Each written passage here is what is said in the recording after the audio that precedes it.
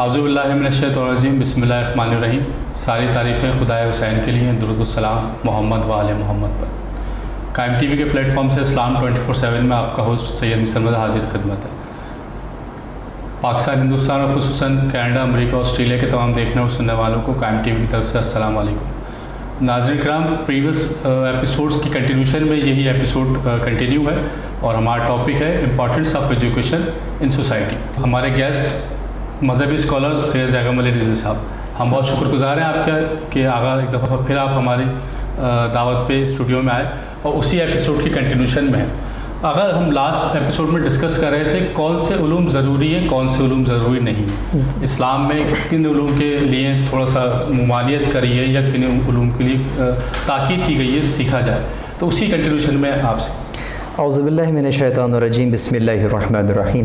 الحمد للہ والصلاۃ والسلام علی اہلہا، الحمد للہ الذی جعلنا من المتمسکین بالقرآن الکریم وبولایۃ امیر المؤمنین وائمۃ المعصومین علیہم السلام، اما بعد۔ بہت شکریہ، آپ نے ایک مرتبہ پھر مجھے اپنے پروگرام میں مدعو کیا، اور ہم جہاں سے ہم نے سلسلے کو روکا تھا، جس جگہ پر ہم پہنچ چکے تھے، اس میں ہم نے آپ کو بیان کیا تھا کہ ہر وہ علم کہ جو کہ مسلم معاشرے کو فائدہ دے، اس کا سیکھنا یا تو واجب عینی ہوگا یا واجب کفائی۔ واجب عینی یعنی کہ فرد پر واجب علم، واجب کفائی یعنی کہ اگر جماعت میں سے کوئی ایک بھی حاصل کر لیتا ہے تو اس کے اوپر بھی یہ کفایت کرتا ہے۔ اس کے اندر اگر یوں دیکھا جائے کہ مثلاً توحید شناسی کا علم ہے، یعنی پروردگار عالم کو پہچاننے کا علم ہے، یہ ہر انسان کا فرض ہے، ہر مسلمان پر فرض ہے کہ وہ توحید شناس ہو۔ نبوت کی ضروریات، نبوت کا کس انداز سے پروردگار عالم نے انبیاء علیہم السلام کو جو ہے وہ مبعوث برسالت فرمایا ہے، ان کے فرائض کیا کیا ہیں اور ہماری ذمہ داریاں اس معاملے میں کیا کیا ہیں، یہ سب کچھ سیکھنا جو ہے یہ سب آپ کو اور مجھے فرداً سیکھنا ہے۔ لیکن یعنی کہ میں کسی سے سن کر نہیں ایمان لے کر آؤں گا، یقیناً میں خود درک کروں گا اور پھر میں کلمہ پڑھوں گا اور یعنی کہ اقرار کروں گا۔ اسی لیے عقائد کے اندر آپ تقلید نہیں کرتے، کسی کی بات سن کر آپ نہیں مانیں گے جب تک آپ خود اس پر اپنا ایمان نہ ظاہر کریں۔ تو یہ علوم یعنی کہ واجب عینی ہوں گے۔ اور اسی طریقے سے اگر معاشرے میں لوگ رہتے ہیں تو یقیناً وہ بیمار بھی ہوں گے، تو ان کے علاج معالجے کے لیے پھر ڈاکٹرز کی ضرورت ہوگی، تو پھر معاشرے میں، مسلم معاشرے میں یا معاشرے میں چند لوگوں کی یہ ذمہ داری ہونی چاہیے کہ کچھ لوگ ہوں کہ جو علم طب حاصل کریں۔ اگر وہاں عمارتیں بننی ہیں تو پھر کچھ لوگ ہوں جو سول انجینئرنگ اور کنسٹرکشن کا علم جو ہے وہ حاصل کریں اور وہ اپنا حصہ معاشرے میں ڈالیں، اس لیے کہ پروردگار عالم نے جو دین ہمارے لیے اتارا ہے اس کا اگر اینڈ رزلٹ دیکھتے ہیں تو آپ ایک مستحکم معاشرے کی صورت میں دیکھتے ہیں۔ تمام سے مل کے انبیاء علیہم السلام جو مبعوث برسالت ہوئے، ان کا بھی جو طریقہ کار رہا وہ بھی یہی رہا کہ انہوں نے معاشرے کی اصلاح کے لیے قدم اٹھائے۔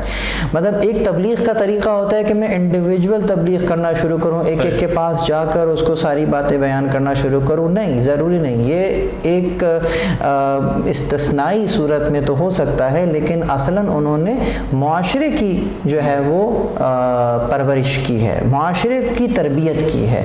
پھر اس معاشرے کی تربیت کے بعد جو ثمرات ہیں اس کو پھر وہ دیکھا جائے تو انڈیویجولز کی زندگی میں بھی اس کے ثمرات ہو جائیں گے اور ملکی سطح پر بھی۔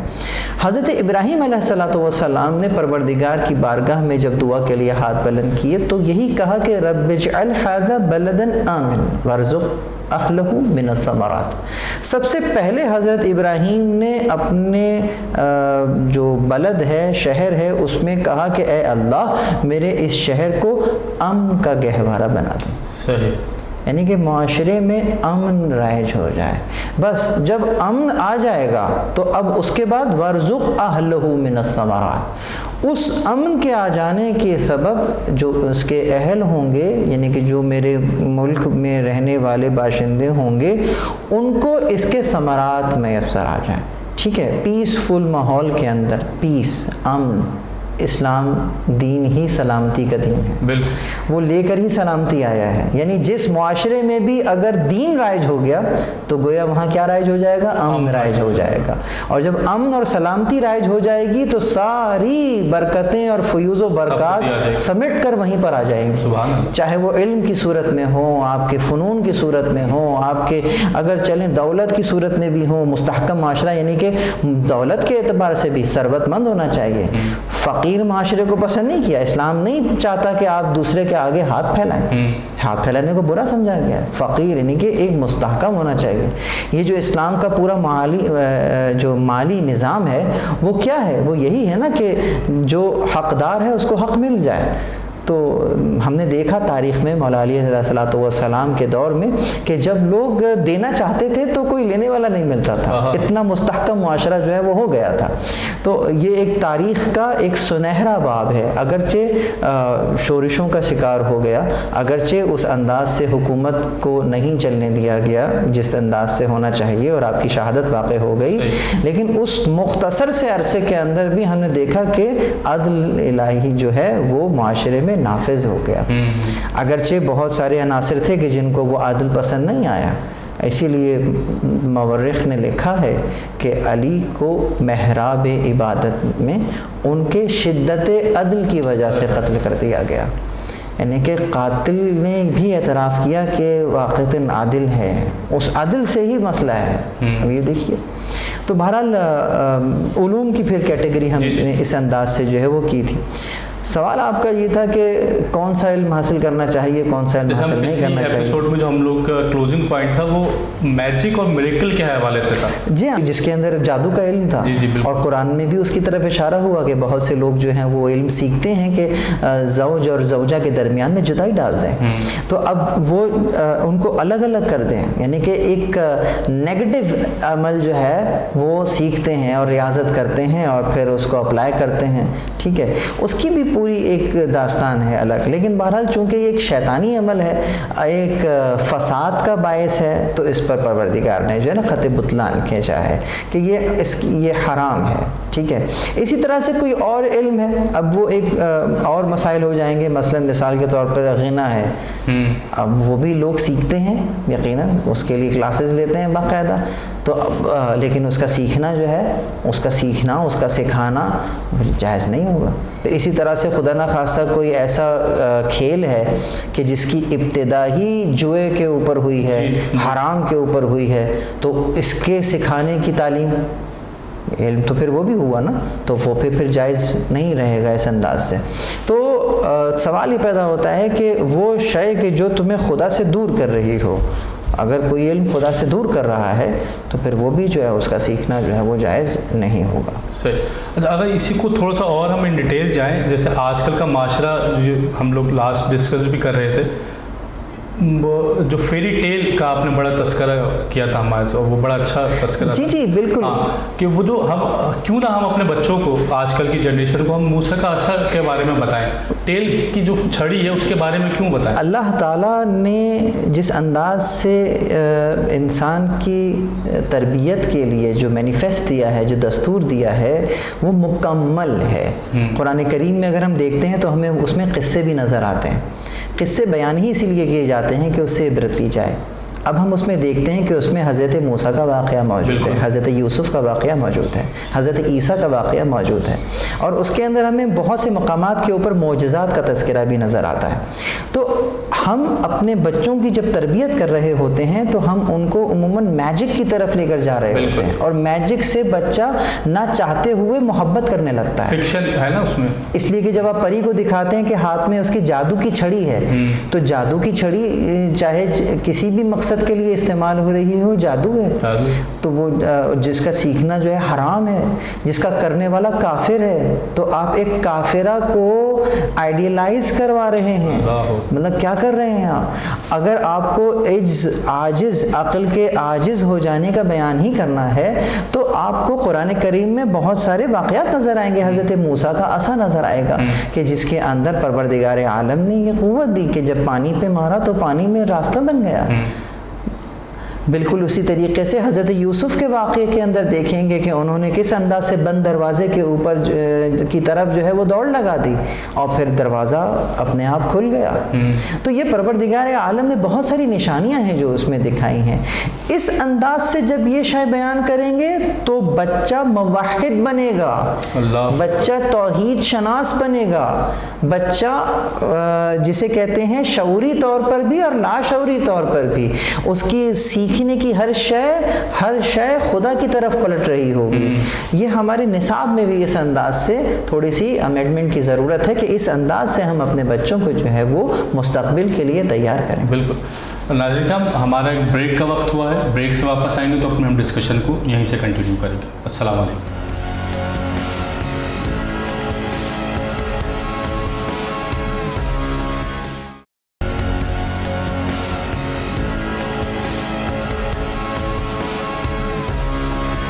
ناظرین صاحب, بریک سے واپسی کے بعد ایک دفعہ آپ کو پھر خوش آمدید کہتے ہیں. ہم لوگ بات کرتے ہیں ناظرین دینوی کے اعتبار سے. علامہ صاحب نے ہمیں ایک بڑی اچھی ٹرمنالوجی دی کہ دینوی, نہ دنیاوی نہ دینوی. آگے جو دینوی کی آپ نے بھی ایک ٹرمنالوجی ہمیں دی ہے, تو اس میں بھی کیا وہی درجات ہوتے ہیں جیسے ہمارے وہ درجات ہوتے ہیں 5th گریڈ یا 6th گریڈ؟ دیکھیے بالکل علوم کو اگر ہم اس انداز سے کیٹیگرائز کر رہے تھے کہ یقیناً کچھ علوم جو ہیں وہ دنیا میں فائدہ دیتے ہیں اور کچھ علوم جو ہیں وہ دنیا کے بعد بھی فائدہ دیتے ہیں. مثلا اگر علم طب حاصل کیا ہے آپ نے تو یقیناً اگر میں کسی کا علاج کرتا ہوں وہ ٹھیک ہو جائے گا, لیکن دنیا کے اندر ٹھیک ہو گیا ہے, لیکن ضروری نہیں ہے کہ اس کی روح بھی ٹھیک ہوئی ہے یا نہیں ہوئی. روح بھی تو بیمار ہے, وہ بھی تو میں نے اس کی جسمانی بیماری کو ٹھیک کر دیا ہے, لیکن اس کی جسمانی بیماری فقط اس کی جسمانی بیماری نہیں ہے, بہت ساری بیماریاں جو ہیں وہ روحانی بیماریاں بھی ہوتی ہیں. انشاءاللہ ہم ایک اور پروگرام کے اندر بھی اس کا تذکرہ کریں گے کہ وہ بیماریاں کیا ہوتی ہیں, ان کا علاج کیسے ہوتا ہے. تو ہم نے پھر یہ دیکھا کہ بہت سارے علوم اس طرح سے ہیں جو کہ دنیا میں فائدہ دیتے ہیں, لیکن بہرحال جب تک دنیا ہے تب تک فائدہ دیتے ہیں. جب دنیا ہی نہیں رہے گی تو نہ وہ دنیا رہی نہ وہ فائدہ رہا. لیکن وہ جو آخرت ہے وہ آخرتوں خیروں و ابقا, آخرت خیر بھی ہے اور باقی رہنے والی بھی ہے. تو یقیناً جو فائدہ وہاں مل رہا ہے وہ خیر بھی ہوگا اور باقی رہنے والا بھی ہوگا. تو اس لحاظ سے ان علوم کی اہمیت دو چند ہو جاتی ہے, اگرچہ علوم دونوں ہیں, سیکھنا دونوں کو ضروری ہے, لیکن بہرحال کچھ کی اہمیت دو چند ہو جائے گی. اس میں پھر دوسری بات آپ نے پوچھی کہ اب اس میں بھی کچھ درجات ہوتے ہیں. یہاں میں ایک بہت ہی لطیف نقطہ بیان کرنا چاہوں گا اور امید کرتا ہوں ہمارے ناظرین بھی جو ہے اس کے اوپر ذرا دقت فرمائیں گے. عزیزو, علم کی درجہ بندی نہیں ہوتی, علم حاصل کرنے والے کی درجہ بندی ہوتی ہے. کیا لطیف بات کہی ہے. امام جعفر صادق علیہ الصلوۃ والسلام فرماتے ہیں کہ علم تعلم سے نہیں آتا. اچھا, علم سیکھنے سے نہیں آتا, پھر کس چیز سے آتا ہے؟ فرمایا کہ العلم نور یقذف اللہ فی قلبہ من یشاء. علم تو نور ہے جس کے قلب میں خدا چاہتا ہے روشن کر دیتا ہے. سیکھنے سے نہیں آتا, تعلم سے نہیں آتا. یعنی آمادگی کا اظہار آپ کیجئے, پری ریکوزٹس آپ پورے کیجئے, خلوص, اخلاص اور سیکھنے کی تڑپ آپ بیان کیجئے اور معلومات جمع کیجئے. جو نامعلوم ہے اسے معلوم کر لیجئے, لیکن یہ معلومات میں اضافہ ہو رہا ہے, علم نہیں آیا ہے ابھی بھی علم نہیں. ہم معلومات اور علم میں پھنس جاتے ہیں. ہم یہ طے نہیں کر پاتے کہ کیا علم ہے کیا معلومات ہے. ہم معلومات کو علم سمجھ رہے ہوتے ہیں. مثلا کتاب پڑھ کر علم نہیں آتا, کتاب پڑھ کے تو معلومات آتی ہے. اگر کتاب میں جو لکھا ہے آپ پڑھ رہے ہیں تو یہ آپ معلومات, آپ کو نہیں معلوم تھا نا کہ کیا لکھا ہے, آپ نے پڑھ لیا, آپ کو معلوم ہو گیا ہے, یعنی کہ نامعلوم معلوم ہو گیا ہے. معلومات اسی سے کہتے ہیں. لیکن جس وقت آپ یہ جو کتاب میں لکھا ہے ان لائنز کے پیچھے جو لکھا ہے وہ پڑھنے لگتے ہیں تو اب آپ کو علم آ گیا ہے. یعنی information education both are different. چونکہ یہ الفاظ کا مسئلہ ہے، ہمارے پاس انگلش میں الفاظ کم ہے، انفارمیشن ہی کو آپ معلومات کہہ رہے ہیں یہاں پہ، یعنی کہ جب آپ کسی شے کی حقیقت کو جان لیتے ہیں ایسا کہ جیسا جاننے کا حق ہے، یہ علم کی ایک کیٹیگری ہے، یہاں آپ پہنچ جاتے ہیں، اس کو علم کہتے ہیں۔ تو اب سوال یہاں پر یہ ہوتا ہے کہ جس انداز سے ہم نے عرض کیا کہ پھر درجہ علم کا نہ ہوا، درجہ ظرف کا ہوا، جو حاصل کر رہا ہے، یعنی کہ جس قدر اس کی ظرفیت بڑھے گی اتنا ہی درجہ علم بڑھ جائے گا۔ یہیں پر میں آپ کو ایک اور نقطے کی طرف اشارہ کروں گا، وہ لوگ کہ جو عربی شناس ہیں وہ میری بات کی تائید کریں گے، اور یقیناً ہمارے اس پروگرام کو جب آپ آن ایئر کریں گے تو بہت سارے لوگ کمنٹس بھی کرتے ہیں، اس میں یقیناً اس بات کی طرف اشارہ بھی کریں گے کہ جیسے ہم کہتے ہیں کہ رب زدنی علما یا رب زدنی علما، اگر اس کو دو زبر کو آپ نہیں پڑھیں تو علما پڑھیں گے، اس کا ترجمہ ہم بہت سرسری کر کے آگے نکل جاتے ہیں۔ میں گارنٹی سے کہہ سکتا ہوں جتنے لوگ مجھے سن رہے ہیں، جیسے ہی میں نے کہا رب زدنی علما، ان کے ذہن میں ایک خاص ترجمہ آ گیا جو کہ عمومی طور پر ہے، یعنی اے رب علم اضافہ کر، اے رب میرے علم میں اضافہ فرما، یہی ہے نا۔ لیکن مزے کی بات یہ ہے کہ اس عربی متن میں ایسا کچھ ہے نہیں کہ میرے علم میں اضافہ فرما، آپ مانگ کچھ اور رہے ہیں۔ رب زدنی، یہ جو زدنی کی ضمیر ہے یہ کس پر لوٹ رہی ہے؟ یعنی آپ کہہ رہے ہیں زدنی، یعنی اے پروردگار مجھے بلند کر دے، مجھے بڑھا دے، کس کے مقابلے میں؟ میرے علم کے مقابلے میں، یعنی کہ جب میری ظرفیت قوی ہو جائے گی، جب میں بلند ہو جاؤں گا تو یقیناً اس اعتبار سے وہ جو علم ہے وہ بھی جو ہے وہ قوی ہو جائے گا، وہ زیادہ ہو جائے گا۔ تو آپ ظرفیت کو بڑھائیے، آپ خود کو بلند کیجئے۔ یہ دعا ظرفیت کی ہے، یہ ظرفیت کی دعا ہے، رب زدنی علما، مجھے بلند کر دے علما، میرے علم کے مقابلے میں۔ زدنی کا مطلب تو یہی ہے۔ تو اب اگر آپ اپنے آپ کو بلند کرتے رہیں گے تو آپ خود میں استحقاق پیدا کریں گے کہ آپ کو کچھ اور دیا جائے، لیکن پہلے آپ وہ ثابت کیجئے کہ آپ جو مانگ رہے ہیں اس کو لینے کے قابل بھی ہیں یا نہیں ہیں، یہ قابلیت آپ نے۔ میں ایک مثال دے کر اس کو واضح کروں، جب بارش برستی ہے تو وہ بنجر زمین پہ بھی برستی ہے اور زرخیز زمین پہ بھی برستی ہے، بارش کے قطروں میں کہیں پر کوئی کمی نہیں ہوتی، اس کے لیے دونوں برابر ہیں برسنے کے اعتبار سے۔ اب ہوتا یہ ہے کہ جو زمین زرخیز ہوتی ہے وہ ان قطروں سے فائدہ لیتی ہے اور سبزہ اگاتی ہے، بالکل، لیکن جو زمین زرخیز نہیں ہوتی وہاں وہی پانی جمع ہو جاتا ہے اور وہاں سے تعفن اٹھنے لگتا ہے، وہاں سے بدبو اٹھنے لگتی ہے، ظرفیت نہیں تھی۔ تو گویا بارش میں مسئلہ نہیں تھا، قطرے میں وہ تو پاک و پاکیزہ قطرہ، ہم نے آسمان سے پاک و پاکیزہ پانی اتارا ہے۔ تو اس نے یہ ایک مثال ہے نا، مطلب واقعتاً بارش کی مثال جو ہے وہ اس انداز سے رحمت خدا کے اعتبار سے بارش کو لیا جاتا ہے، کہیں رحمت کہیں زحمت والی بات۔ تو سوال یہ کہ زحمت وہاں سے نہیں آئی ہے، زحمت یہاں پہ بنا لی گئی ہے، وہاں سے تو رحمت ہی رحمت تھی۔ بالکل اسی طریقے سے رسول اللہ جب خطبہ ارشاد فرما رہے ہیں تو یہ رحمت للعالمین کی رحمت جو ہے وہ سب پر برس رہی ہے، عالمین کے لیے، لیکن جو ابن حشام ہے وہ ابو جہل رہ گیا، اور جو فارس سے آیا تھا وہ سلمان فارسی سے سلمان محمدی ہو گیا۔ سبحان اللہ، سبحان اللہ، کہ اب سلمان کو سلمان فارسی نہ کہیں، جب سرکار نے کہہ دیا سلمان منا اہل البیت تو اب سلمان محمدی ہیں، سلمان محمدی، جی سبحان اللہ۔ اگر اسی ایجوکیشن کے اعتبار سے اور ہمارے علم میں اضافہ کریں، کیا اسلام ہمیں تھوڑا سا یہ عقائد کی طرف جائے گا، رہنمائی فرمائے کہ جو آرگنز کا جو ہے کہ ہم آرگنز اپنے ڈونیٹ کر سکیں، کیونکہ پھر وہی بات آ جاتی ہے کہ میں اگر بڑی جنرل بات کروں، جو دنیاوی تعلیم ہے، جو دنیاوی ایجوکیشن ہے وہ تو اس بات کی اجازت دیتی ہے کہ ہم اپنے آرگنز کو ڈونیٹ کر سکیں، تو کیا ہمیں دین اس بات کی اجازت دیتا ہے؟ دیکھیے قرآن کریم کا ایک بڑا واضح سا اعلان ہے کہ من قتل نفس بغیر نفس او فساد فی الارض فکأنما قتل الناس جميعا، اور اس کے فوراً بعد کہا ومن احیاها نفسا، کہ اب جس نے کسی ایک نفس کو زندہ کر دیا تو اس نے انسانیت کو زندہ کر دیا۔ مطلب انسان نے زندہ کر دیا یعنی کہ کیا؟ یعنی کہ اب اگر میں کسی کی جان بچانے کے لیے اگر میرے آرگن کو ڈونیٹ کر دینا، میرا اگر آرگن کو اس کو لگانے سے اس کی جان بچتی ہے، تو اس بات کی اجازت تو اس وقت موجودہ مراجعین نے بھی دی ہے، اس کے اندر آیت اللہ خامنائی ہیں، انہوں نے اس کی اجازت دی ہے، آیت اللہ خمینی نے بھی اجازت دی ہے، آیت اللہ سیستانی عموماً اجازت دیتے ہیں، لیکن ایک جگہ پہ وہ دیت کا بیان بھی کر دیتے ہیں۔ مثلا یہ کہ میں بغیر اجازت اگر کوئی اس طرح کی ٹرانسپلانٹیشن کر دیتا ہوں، ٹھیک ہے، کہ کسی کا کوئی عضو نکال کر میں نے کسی اور کو لگا دیا ہے، تو اب وہ اس کا عضو کہلائے گا، اب اس کا استحقاق ختم ہو جاتا ہے اس کے اوپر، لیکن یہ کہ اس کو دیت دینی ہوتی ہے کچھ معاملات کے اندر، یہ فقہی معاملات ہیں۔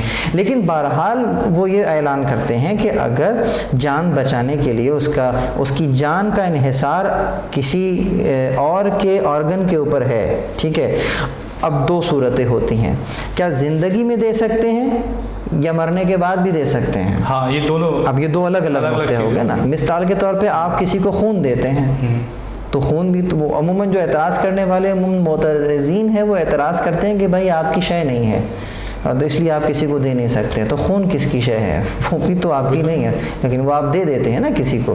بالکل اسی طریقے سے اگر کوئی ایسا آرگن ہے، مثلا کڈنی ہے، اگر آپ ایک کڈنی پہ، آپ کی بہت صحت مند کڈنی ہے اور آپ ایک کڈنی پر زندگی گزار سکتے ہیں، تو دوسری کڈنی آپ کسی کو ڈونیٹ کر سکتے ہیں، اپنی زندگی میں بھی دے سکتے ہیں۔ اس کی زندگی اگر آپ کی کڈنی سے بچ رہی ہے تو ضروری ہے کہ آپ اس کو آپ دے سکتے ہیں، آپ پہ گناہ نہیں ہے، آپ پہ کوئی حرج نہیں ہے۔ اور مرنے کے بعد جیسے لوگ وصیت کر دیتے ہیں، اپنی ول کر دی، جی بالکل، میں وہیں عرض کر رہا تھا کہ اب جو دوسرا مسئلہ ہے وہ پھر وہاں اجازت کی ضرورت ہے۔ ابھی بھی آپ اپنی زندگی میں بھی یقیناً اجازت ہی دیتے ہیں، اپنی چاہتے سے ہی دیتے ہیں، تو مرنے کے بعد بھی یہ اجازت کا ہونا ضروری ہے۔ اب دو صورتوں میں اجازت ہوگی، یا تو آپ نے اجازت دی ہوئی ہو، یا اگر آپ کے بعد جو میت کے ورثہ ہوں گے اگر وارث اجازت دے دے تو پھر بھی وہ کام کیا جا سکتا ہے۔ میت کے ورثہ کو بھی یہ اختیار حاصل ہے کہ وہ اپنے اختیار سے کوئی آرگن ان کا ڈونیٹ کرنا چاہیں۔ جس سے زندگی کسی کی بچ رہی ہو، کوئی مطلب جیسے کسی کی آنکھیں نہیں ہیں وہ دیکھ سکے، جی بالکل بالکل بالکل جائز ہے، اس کو پیبند کاری کے عنوان سے اگر دیکھیں گے تو مراجعین کے اس کے فتاوی موجود ہیں۔ آقا ہم بہت شکر گزار ہیں آپ کی کہ آپ نے اپنے بہت مصروف وقت میں سے ہمیں وقت دیا۔ ناظرین کرام، ہم نے کوشش کری کہ ہم ایجوکیشن، تعلیم کی جو اہمیت ہے ایک معاشرے میں، اس کو کسی حد تک ہم نے کوشش کری ہے کتنی وہ ضرورت ہے اور کون سی تعلیم ہمیں حاصل کرنی چاہیے، کون سی نہیں۔ اپنے فیڈ بیک سے ہمیں آگاہ کیجیے گا، آپ کے فیڈ بیک کی ہمیں بہت ضرورت ہے۔ اپنے ہوسٹ سید مصر مظہر کو اجازت دیجیے، اگلے ایپیسوڈ میں ایک نئے ٹاپک کے ساتھ پھر حاضر ہوں گے، جب تک کے لیے اجازت، السلام علیکم۔